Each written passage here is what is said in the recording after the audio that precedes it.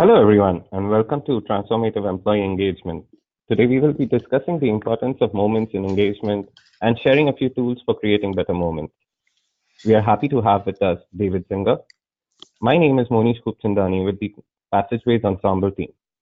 Before we start, a little housekeeping. After the webinar today, we will be sending out a recording of the webinar, and you will also be able to download the presentation. During the webinar, please feel free to enter your questions right in the GTM panel. We will try to get as many of your questions during the webinar today. Lastly, today we do have a webinar raffle, wherein the winner will get a Kindle Fire 8, and the winner will be announced at the end of the webinar. We will also have an opportunity for everyone to win the ebook, Engage, authored by David, at the end.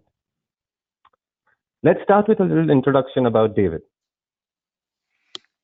So David is the founder of Zinger Associates, as well as the Employee Engagement Network. The Employee Engagement Network is a 7,000-member global network of employee engagement enthusiasts. David has been working in the employee engagement field since the 1980s, and since basically employee engagement started getting traction in the industry.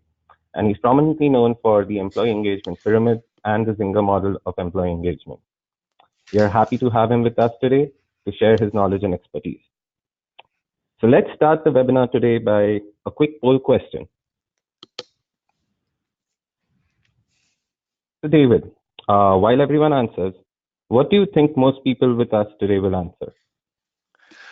I think people are getting more confident, competent, and comfortable. And what I really hope is that what we do today is to add to that. I mean, there's always lots to learn, but I'm optimistic that we get a fairly positive response and that by the end we can make it more positive.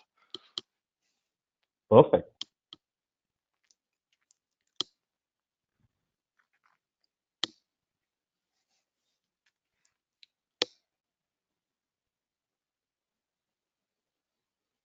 There you go. Seems you were absolutely right. So David, let's begin. Why don't you tell us what do we see on the screen here? Yeah, just to go back to the poll, I hope we get everybody moving away from so-so and that maybe by the end, if they can just seize one more moment or use the internet passageways or ensemble to enhance engagement, I would consider our time together a success. I often like to say that engagement is the diamond in the heart of work and well-being. That engagement contributes to work and that engagement also contributes to well-being, and that our use of moments and our use of technology is a way to bring more brilliance and sparkle to that diamond. So really looking at the actions and interactions that people can take to make a difference for work for themselves, work for others, and work for the organization, while also contributing to well-being. If we look at the next slide, on the key benefits of engagement, certainly Gallup has been a leader in the field for many, many years. The Engage for Success movement out of the UK has also done a couple of reports called Nailing the Evidence. The business case is very strong on profitability and sales and productivity and customer metrics, to on the other side to quality and safety, turnover, absenteeism. So engagement isn't just a fluffy pizza party or something extra we do at work. It's integrated into the very fabric of both that work and well-being. Sometimes it seems pretty complex, and I really like to think of work consisting of just three things, the ABC of work. So if we look at the next slide, A is to achieve results. Engagement needs to help both the individual and the organization achieve results. B is for building relationships. Relationships make work and engagement sustainable. And many people would talk at the end of their career that what mattered most at work was relationships. And when I look at building relationships, I'm talking about positive, constructive relationships that help us get work done and also contribute to the well-being of ourselves. Well, we in relationship help others get their work done and contribute to their well-being. And so the C then is to cultivate well-being. So always when you think about engagement, think how is that contributing to the troika of results, relationships, and well-being. And leave that in the back of your mind, because as we proceed through the webinar, we're going to give you 7 criteria used on the internet to look at moments, but you could use those same 7 criteria to construct moments or technology to foster engagement in ways that we didn't articulate and maybe didn't even anticipate. We go to the next slide. I'd like to give you a little bit of a background to my view of engagement. Uh-oh, you say, oh my gosh, look at all those blocks and all that stuff on that slide. This is the whole background. You don't have to understand it all. I just want to give you a taste and a flavor for the richness of engagement in work. First off, there's 100 different definitions of engagement, and I've contributed my own. I wanted a definition that everybody could understand. And so when I look at engagement, I say it's good work done well with others every day. I'm not really a big fan of great work. I really appreciate when it occurs, but I just don't think it's achievable every day. So I'm quite happy for my own work to do good work every day, and I'm quite happy to work with others who do good work. And I like good work because it has a connotation, almost a moral connotation of a contribution to others. Good work will make us well. It doesn't detract from our health. It can contribute to our health, and we have relationship with others, and engagement is something that we do every day. It's not an annual or biannual survey or something else along the way. So I'm fond of saying that engagement is never more than a few blocks away, and what we want to do today is illustrate those blocks in 2 tools. One tool is temporal and moments, and the other tool is technology and internet. So just quickly go through the pyramid. Each has a symbol. Achieve results. I keep coming back to that. Results that matter for both the individual and the organization. To contribute to performance. We've seen a whole drift away from performance appraisals to engaging conversations for performance enhancement. Path progress is one of the single biggest contributors to engagement for knowledge workers is progress, and one of the things that really disengages knowledge workers is setback. So our ability, even in a moment, to tune in to progress and setbacks is very important. Relationships, it just keeps coming back to relationships.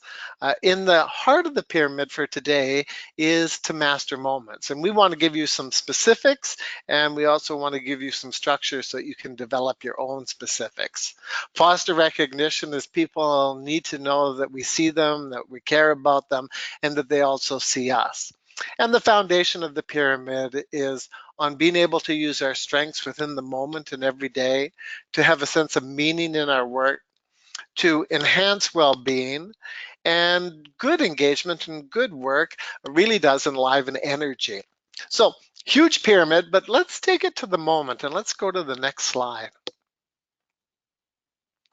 Daniel Kahneman is a very well-known behavioral economist and wrote a piece, and he said, we have 20,000 moments a day. Please don't leave this webinar thinking, oh my gosh, I got to use 20,000 moments. Those are 3-second intervals. I like to think of those as micro moments. Another definition of a moment that I like is a short period of time in which you can accomplish something. So for some of us, moments could be 10 to 15 minutes, but moments could also be 3 seconds. And that within seconds, our brain does record an experience and capture it. And one bad moment in a day is enough for us to go home at the end of the day and have our spouse say, how was your day? And we say, it was awful. There might have been 50 100, 200 really good moments, and one bad moment can quite taint that. So moments are either positive or negative, but a majority are neutral. But the ones that stand out are the positive and negative. And we don't have it on this slide, but negative is stronger than positive. Our ability to help people manage setbacks within the moment is maybe even more important than helping them experience progress, which takes us to our next slide.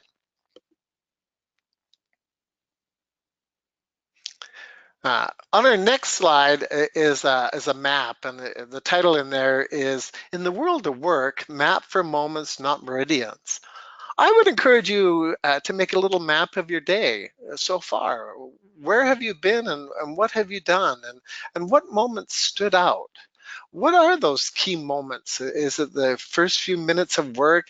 Is it a moment when there's a conflict on a team? Is there another moment along the way? Count Korzybski, who wrote a book called Science and Sanity, once said, "The map is not the territory." Which means to me is that there's many maps we can put over the territory of work, that we can see work from a wide variety of perspectives. And one of the things as we proceed in the webinar is we want to give you some maps on the internet for what's been done or what could be done to enhance engagement, particularly in the moment, but online and digitally. And we also want to give you a few moments that can be done either on your own or interpersonally. So I want to start with a little bit of a bizarre moment, if you will, which takes us to our next slide. That's me, not the two women on the left or the two women on the right. We're talking about the guy in the middle. And the Spice Girls in that image are not real. They were at a wax museum, and my wife took my picture as I stood between the Spice Girls. I'm not a huge fan of the Spice Girls, but my daughter was when she was young a number of years ago. And she used to play a song that I found quite annoying, and some of you would know it. It's called Wannabe. And who knew that the Spice Girls would have such a good idea about engagement? But if you remember Wannabe, my name's Zinger, not Singer, so I'll say it. I won't sing it. But in the tune "Wannabe," there's a few lines that go, "So tell me what you want, what you really, really want. I'll tell you what I want, what I really, really want." And to me, the song kind of goes downhill after that. I know no better conversation in the moment of work with our coworkers, with our managers who we report to, with the people that we manage, is to be talking about those results. So when I say to someone, "Tell me what you want, what you really, really want," it's what result do they want from their work? I, as a manager or leader, also need to tell them what I want, what I really, really want, what we as an organization want. And the sweet spot of engagement is when those two come together so that the individual is experiencing what they want and the organization is experiencing what they want or what they need. And at that point in time, most of us are very engaged because it really aligns with what's important and the results that are meaningful and the results that matter to us. Let me give you a little example with the next slide. So tell me what you want. Focus on results for employees in the organization. This could be longer than a moment, but job crafting is really catching some ascendancy. It came out of the University of Michigan and some other sources of looking at how people can craft their own work, the task of their work, who they do their work with, or what the meaning is of the work.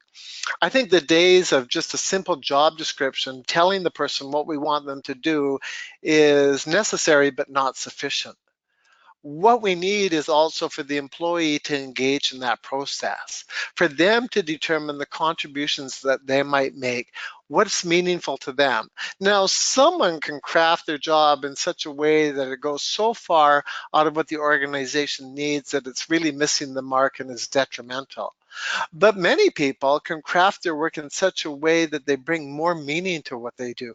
They bring new resources to what they do. They make more contributions. Kind of one of the classic ones is the janitor in healthcare who sees himself not just as a janitor, but as a healthcare provider, and interacts with patients, interacts with staff, sees the cleaning of the room and bringing order to the chaos that sometimes resides in healthcare, how important that can be. And that person can leave their job with a greater sense of engagement. And sometimes it only takes just how you see the moment. Not necessarily changing the moment, although you might change the moment, but how you see the moment and where it resides. I believe this brings us to our next poll question.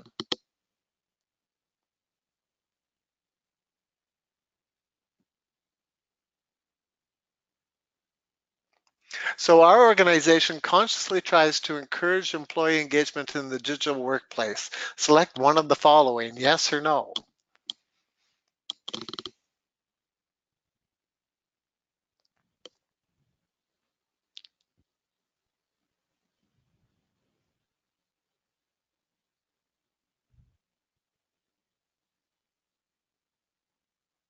We'll give you a couple moments.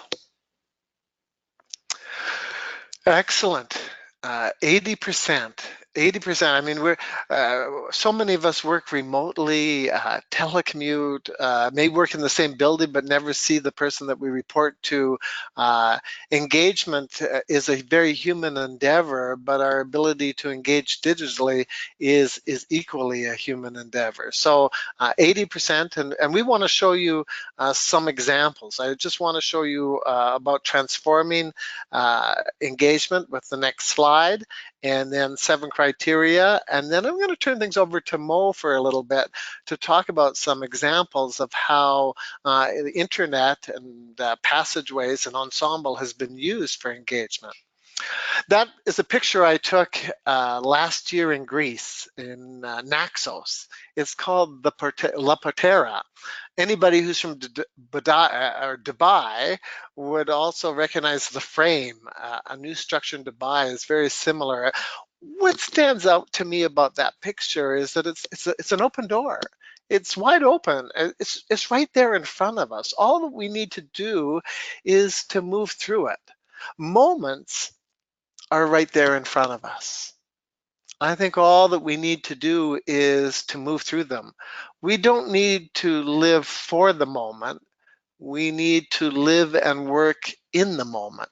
Technology for all of us is right there. As I look, I have a phone on my desk, I have 3 computers, I have a smartphone. There are tools all around. So technology is very powerful. That third point is really important to me. Overcome resource myopia. What do you mean by that, David? What I mean is that many of us have the resources and we just simply fail to see them. Many of those 20,000 moments every day escape us. We don't notice. We get so busy with other kinds of things. Many of us fail to log in and connect with a coworker who we know had a setback. It only takes a moment to say, gee, I think it was really tough that that contract fell apart and you spent 2 weeks on it. But I want to know that I think you did real work, real good work, even though the client didn't see it. It's seeing your moments. It's looking through La Portera and seeing the other side of work and well-being and achieving the ABCs of results, relationships, and well-being. And it's being able to identify the role of technology in digital transformation. It's the passageways. When I originally developed the pyramid of engagement, I offered 7 criteria that could be used to help people determine actions or interactions that would foster engagement. Let me just quickly touch upon them. There's 7 S's to make it a little bit easier to understand. And then we're going to move to the next 2 slides after I talk about that, and Mo will outline using the internet to assemble moments. I think the term used, ensemble, is great. Ensemble, to assemble the moments of engagement. So as opposed to big scale programs and huge initiatives, when I look at how we can make a difference around engagement, I think of things that are small. A nod, a smile, a statement, 2 minutes to advance a project. I think of things that are specific. Although I'm not being specific with an example, we're going to have specific examples in a moment. Social. We are creatures of relationship. Some people would tell you that when it all comes to an end in work, relationships may be the only thing that matter to many of us. We need actions and interactions that are sustainable, and that can keep being done, as opposed to, oh, we're going to do this for 2 weeks and everybody's going to forget about it. And things become partially sustainable when they're simple. Never confuse the simple with easy. I know lots of simple behaviors and actions that can really have a positive impact on engagement, but I would never do you a disservice and say, oh yeah, well that's really easy. No, just because it's simple, it still is going to require a focus, mindfulness, attention, interaction, perhaps getting out of our comfort zone, doing something different.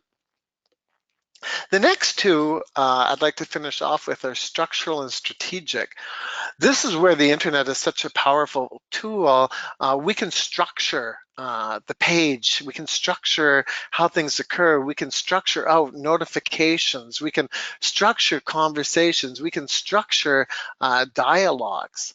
There's an old statement from the field of positive deviancy that goes, never do anything about me without me.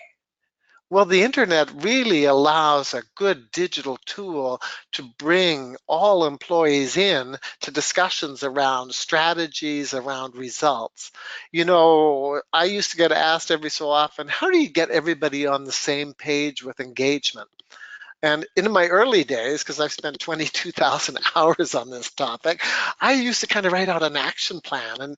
And now I just simply ask people, did everyone have the opportunity to write on the page? It's presumptuous to believe that everybody would get on the same page if they're also not invited to write on the page.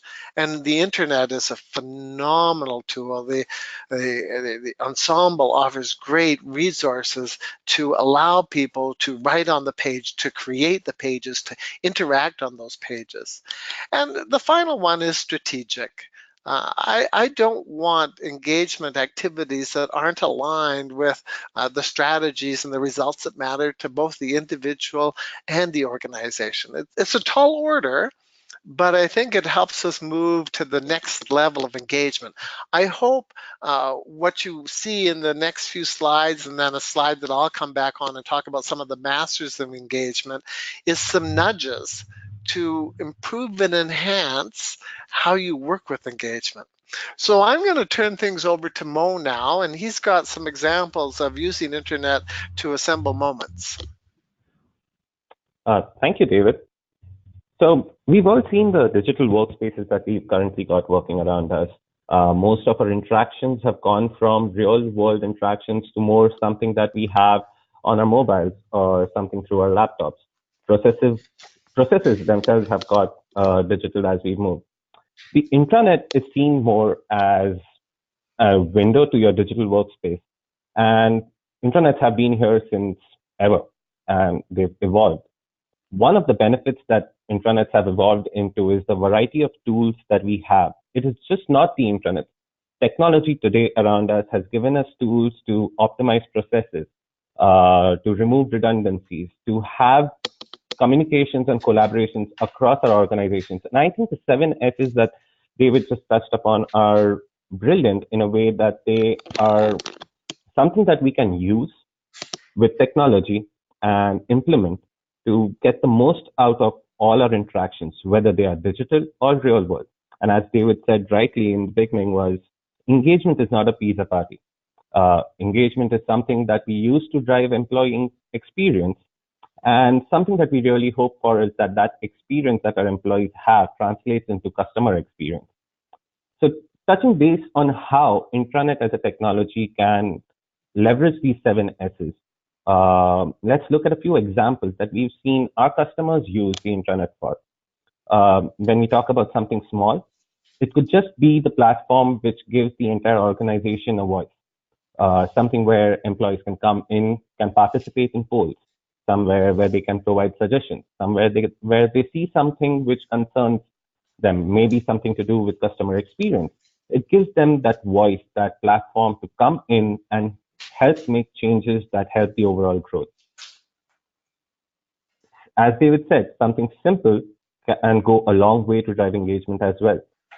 Emails are something that we've been using since ever. And the last thing we want is to spam our own employees with a lot of organizational announcements. Having a singular place for them to come and get all the information that they need about everything that is happening across various branches that we work out of, that is happening across different locations, different departments. It is extremely important to have such open communication in today's day and age. When we touch base on something specific, the intranet and the tools that it provides today, and most of the technology that we have is more towards productivity. And that's even the key focus of engagement. Engagement drives productivity as well. We can take something as simple as an access management across the organization, and we can simplify that entire process. We can have help desk set up wherein employees can communicate with each other and identify the right departments and the right individuals to contact. When we look at structural, as I said, intranet and tools are beneficial for removing redundancies, sort of optimizing your entire learning management systems and giving your organization and employees the opportunity to develop their own skills to sort of hone into the various opportunities that they have, to give them a path to progress. Document management again removes the redundancy and makes sure that the latest and the best information is at the fingertips of your employees. Moving ahead, as we see the next slide, social is something we are currently in the most social era that we've ever seen, right? Driving collaboration is something which is extremely important for the organization's growth and development. Different tools like employee recognition, which also is one of the blocks in the employee engagement pyramid, is just one of the key features that we've seen customers and organizations use across different platforms to sort of, it's a pat on the back. It's always good to be recognized. Great work, good work, as long as it is recognized, drives and motivates employees to do better. I can't emphasize how important the social aspect is. We all are using mobile phones today, and one key feature of all applications that we have there is the social aspect of it. Coming back to the strategic version of it, something interesting that we've seen is that technology is a tool that helps drive growth, and the intranets are no different. We've seen our organizations increase their output by about 200% by just being able to effectively communicate the strategic goals that they have defined. By bringing in all their employees together and having that focus right there in the center of their entire digital workspace really helps. At the same time, today, culture of an organization can make or break an organization. And driving that culture and making sure that it grows with time is equally important. And this is the best place to do that. At the end of the day, it is not just a one-off thing. It has to be sustainable. It has to be repeatable. And I think that's where in sustainability and the ability to keep it dynamic, to keep and create new things in it to help our organizations perform better is something which is equally important. Wouldn't you agree on that, David? That sustainability is the key of this entire 7S's that we are talking about. Yeah, otherwise we, as you say, we have a one-off, or we have an event, and it loses the momentum and loses the significance. And so if we find things on the internet or create an internet that people find engaging, it becomes sustainable because they're drawn to it, and yet it's also sustainable to have a positive influence on people's engagement. Well said, Mo. Absolutely. So as we move ahead to bring in the masters of moments in the next slide. You know, there's probably, and I haven't actually ever calculated out, there's probably thousands of different ways you can use moments to enhance engagement digitally and or in person. Uh, I was hard pressed to just choose six people. See, eight. I've already eliminated two people. There's a lot more that we could look at, but I wanted to use six what I would consider masters of people around everyday work and engagement and relationships, and illustrate what they can do. And many of them have a strong science behind their perspective and lots of evidence in what they say and do. So this slide is going to stay up for a while. You might want to get an image of it, or you'll get the slides themselves, and you can research these people on your own to go further with it. I'm talking to you today from Winnipeg, Manitoba. I'm up in Canada, and I am so pleased that Henry Mintzberg out of Montreal, a Canadian management and leadership theorist, is from my country. I think he's done phenomenal work. If you're a manager or leader, I just highly recommend reading his book, Managing, or On Managing, a shorter version of the book. Mintzberg said there is no distinction between leadership and managers. Good leaders manage and good managers lead. And I know that goes counter to what a lot of people are saying, but when I read it has a very down-to-earth way of making sense. He said there's the moments for management, and that managing seems to work especially well when it brings out the energy that resides in others. And we can do that in moments by connecting with people, by acknowledging them, by supporting them, by offering them structure, by building platforms along the way with it. He used a term in that book, and what he did was he studied, I believe, about 29 leaders or managers by following them around for one day. We need to think in shorter time frames. Moment is one of the shortest time frames, but each day is made up of a number of moments.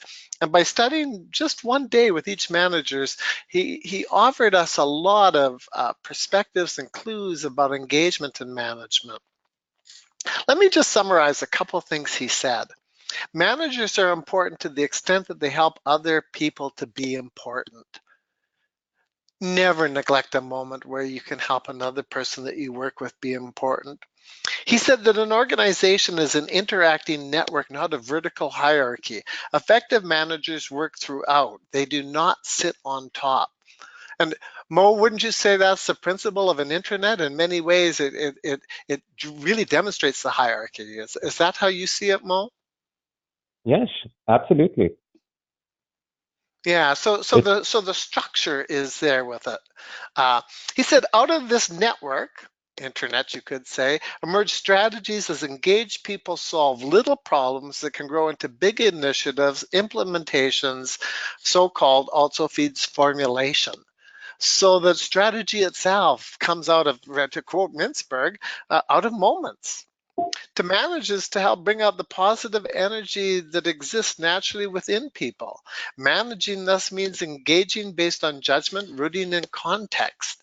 Yeah, that's a little bit theoretical, and I think Mintzberg has a lot of science underneath and a lot of thoughtful stuff in what he says. But he really shows the background of why moments are so important. Let's move to the next person, William Bridges. Stephen Covey, I know I said William Bridges and I'm saying Stephen Covey, but I think you'll understand in a moment.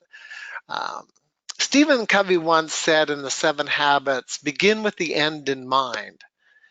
And most people, when they hear that, think about results. And you know already in this webinar how important I see results being. Without results, the organization is not sustainable. And without results, the individual may not sustain themselves in that organization. So begin with the end in mind, but William Bridges was a master of transition and change. And I think the most important thing he ever said, and I think we've lost sight of his wisdom, is that change begins with an end. Change begins with an end. So before you move on to results, you need to think of what needs to end. What may need to end in your organization is a disconnection between people, and the internet may be the tool to keep people connected. If you think about a day is a series of many, many changes. You start off doing something, then someone interrupts you, then you're on to a next task, then you're on to a meeting, then you're writing a report, then you're talking to an external client, then your spouse phones you, then you're going for lunch, and so on and so on. There are many moments, and William Bridges would suggest, think about what needs to end to fully engage in the next moment. Maybe what needs to end is a focus on the last meeting or whatever. Um, I think when we use our smartphones all the time, we fail sometimes to see that every time we go to our smartphone, we're ending something. And every time we get off our smartphone, we're ending something. And it doesn't have to be big and elaborate, but be conscious. Maybe you have a ritual. I know one manager, when someone comes in person to talk to them, they say, "Hey, could I talk to you for a moment?" The first thing he does is he grabs his smartphone and he turns it off. And what he's communicating to the person in front of him is, I'm here to listen to you. But what he's also doing for himself is he's ending with a little routine or ritual, uh, all the stuff that's going on a smartphone. Uh, so I really do encourage you, any of you involved in change management, William Bridges should be mandatory reading. And if you just put his name into Google and put the word transitions, you'll find wonderful summaries in some of his work. I have a great deal of respect for Jane Dutton out of the Ross School of Business and University of Michigan. She's done a lot of work on what she calls high quality connections. Do you know that the single biggest contributor to organizational energy is a high quality connection when people show up for each other? And do you know that those connections only take moments? How many moments each day do you use to connect with others? How many more moments could you use? And please don't try to use all 20,000. You'd never get any sleep. But perhaps there are more moments. And a connection can be a smile, it can be a short conversation, it can be a note, it can be a comment on someone's blog. There's lots of ways to foster those kinds of connections. And recognize each time you're connecting, you are building a relationship, you are probably helping someone achieve a result, and because you're fostering organizational energy, you're also contributing to well-being. So it's not just idle chit chat, it's about making a difference. In fact, if you really want to know the master of the moment and the micro moment, if you're not familiar with John Gottman, I suggest you read at least a little of his work. He's categorized interactions into something called bids and turns. A bid is just a bid for an emotional connection. It's a smile, it's a nod, it's a statement, it's a comment, it's giving someone attention, it's listening. A bid can take place in fractions of a second. And turns are the way we respond to a bid. We can turn towards the other by acknowledging, by returning eye contact, by building upon what they say, by contributing. We can turn away from them, which means we just don't really kind of pay attention. The person's talking to us, but we're also focused on our computer screen or our smartphone. Or even more detrimental is we can turn against them. They smile and we frown. They say, "Oh, what a good day," and you say, "Not really." Um, and there's too many of them for most of us to pay that much attention to. But Gottman was instrumental in showing that in marriages, healthy marriages had really a lot of bids and turning towards each other. And in the workplace, the same phenomenon resides. How many bids do you make a day to the people you work with? And how often when people make bids towards you, do you turn towards them? You talk about a micro moment. There are thousands of those going on every day. Most of them we pay scant attention to. And I'm not suggesting that we do, because we'd be so self-reflective we'd never get anything done.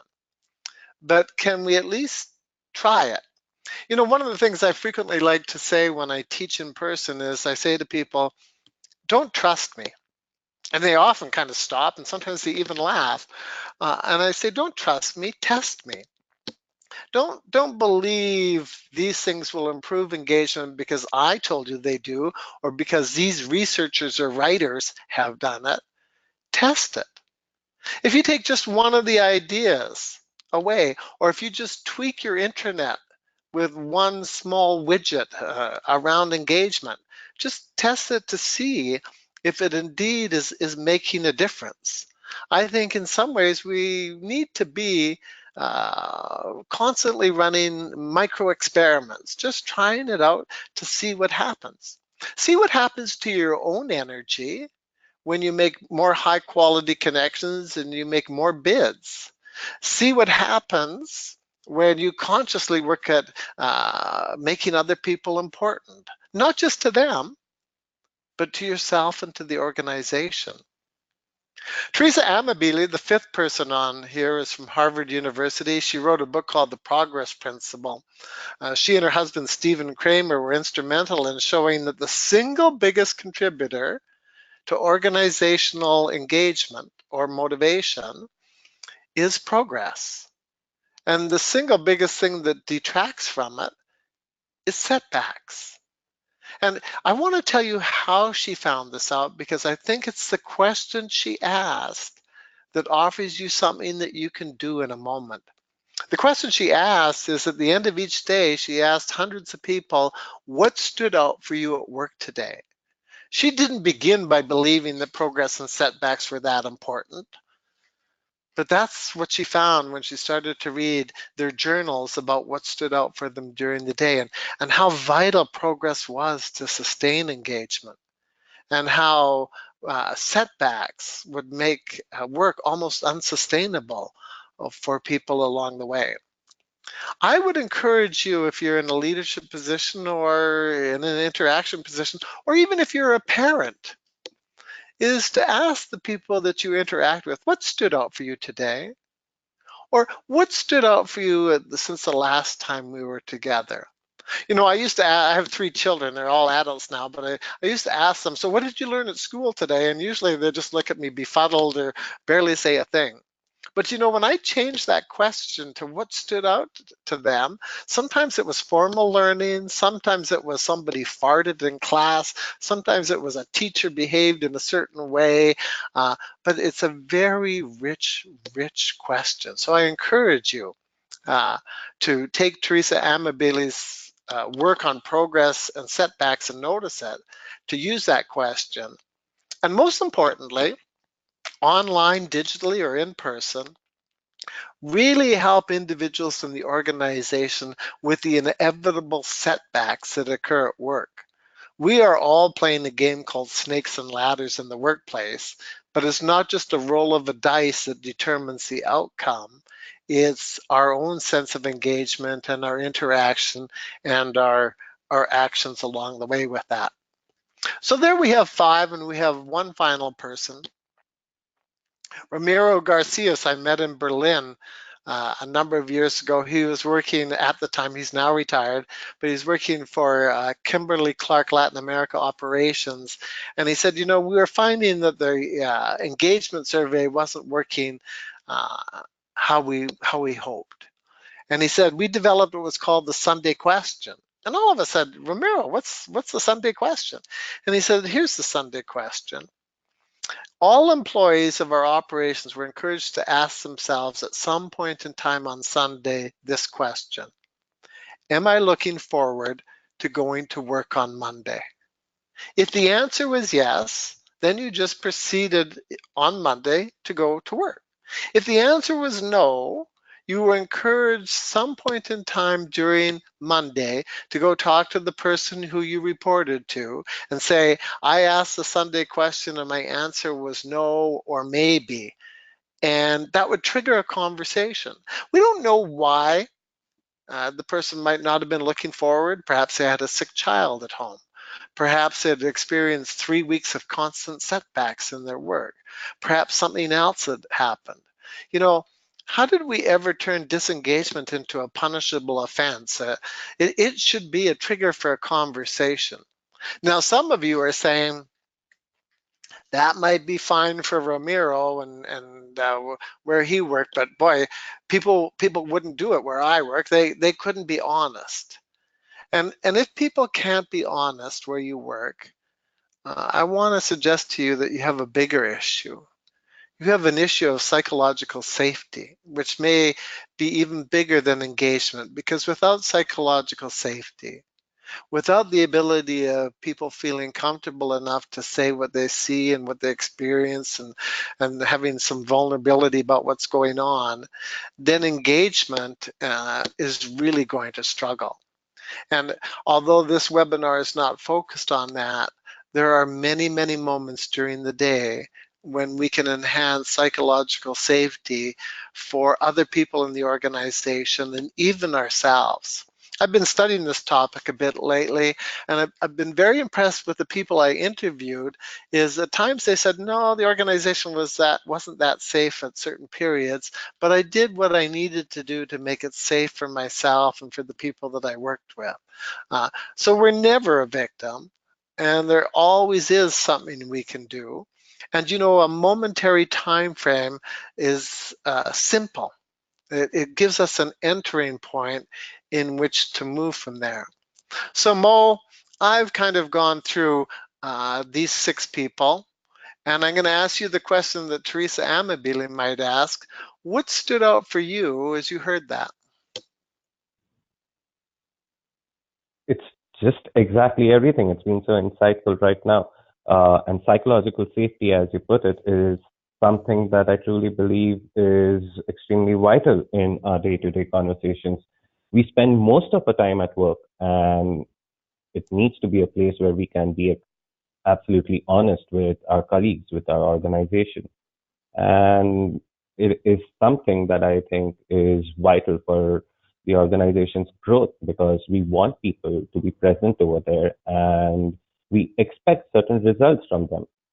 If we cannot provide them something in return, a place, a safe harbor, you may say, uh, is something that would obviously be a higher concern than engagement.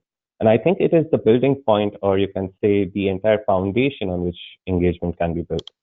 I don't know if I'm right at that. You are the expert, but I think it is the foundation. You know, I don't know if you're right, and I don't know if I'm right, and I don't know if there is an expert. And I think that's why we don't trust as much as we test. And I think, you know, I'd be interested in your feedback. Is I think for some people, interacting on the internet may even feel safer than interacting in person. Would you say that's true for some? I think we've seen that entire transition. I mean, that's the very fact that we are more social on different platforms. I mean, Facebook's entire success has banked on the fact that we are not interacting face to face. People feel more confident and more open to put out honest opinions, wherein they can just put up a comment, or it could also be anonymous. Our feedbacks could be anonymous. It just encourages us to overcome our, you can say, shyness and be absolutely honest about anything related to our work. And the internet as a tool itself is, since we are on the topic of moments, right? Our moments Yes. today are more with the digital interactions that we are having. Even with the individuals that we are interacting with, maybe seeking help. It is more through a digital medium. And that is where in the entire importance of making sure that entire process is streamlined, is something which is easy to use and is intuitive. It gives you a sort of power and the ability to perform in ways that we've not been able to contemplate before. And that's wherein we do see challenges when we are not able to leverage it. But if used well, the sort of possibilities that it opens up are just infinite. You know, it's interesting you say that because what that triggers in my own mind, and we didn't talk about it, but using moments to learn, and perhaps if we're not comfortable with the internet and the moments on there, the interaction, as opposed to being swamped and as opposed to being fearful and as opposed to being avoiding, perhaps we take a few minutes or a few moments just to try something out or to learn from someone or to ask someone a question or to reach out for that. And as we engage in that, we may uh, enhance the engagement of others within the organization too. Absolutely. So So it that, seems like sorry, go ahead. no, go ahead, go ahead. No, it seems like we are running out of time, and that's all we have time for today. So it seems like it would be a great time to summarize it into a few key learnings. Exactly. That's where I was kind of going too. So perfect. So never lose sight of the ABCs. I think all work can be contained within just ABC. Achieve result, build relationship, cultivate well-being. If that was the only three things that you ever did at work, I would see work as very, very effective and very, very powerful. Engagement is a verb, not a noun. There is no way to engagement. To engage is the way. So I encourage people to do that. Here's one question I think is really great.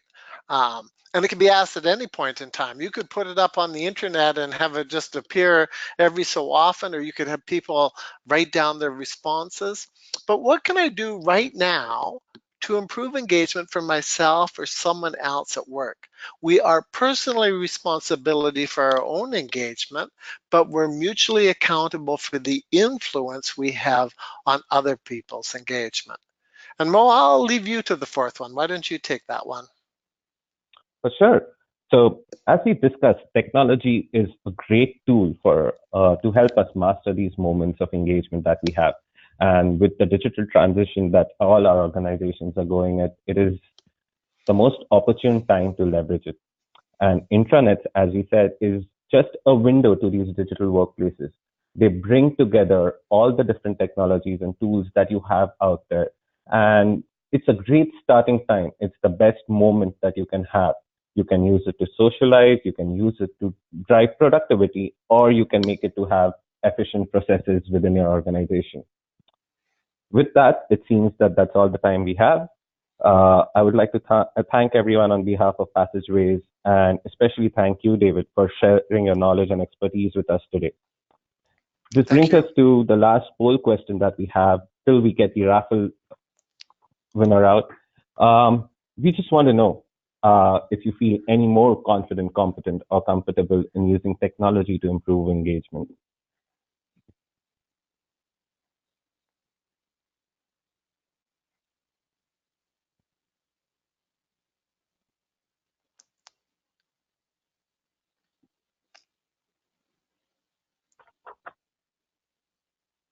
So while we wait on the poll answers and the raffle results, I would like everyone to know that please do fill out the survey questions at the end to have an opportunity to win the Zengage ebook.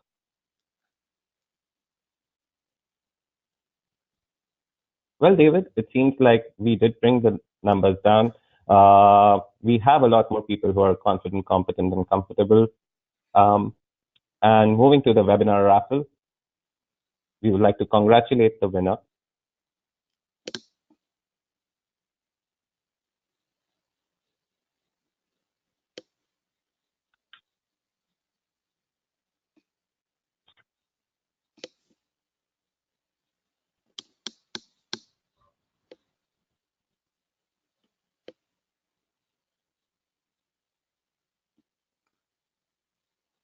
Michael Murdoch from the Warner Credit Union. Congratulations on winning the Kindle Fire 8. I once again would request everyone to please do fill out the survey at the end and have the opportunity to win the Cengage ebook authored by David.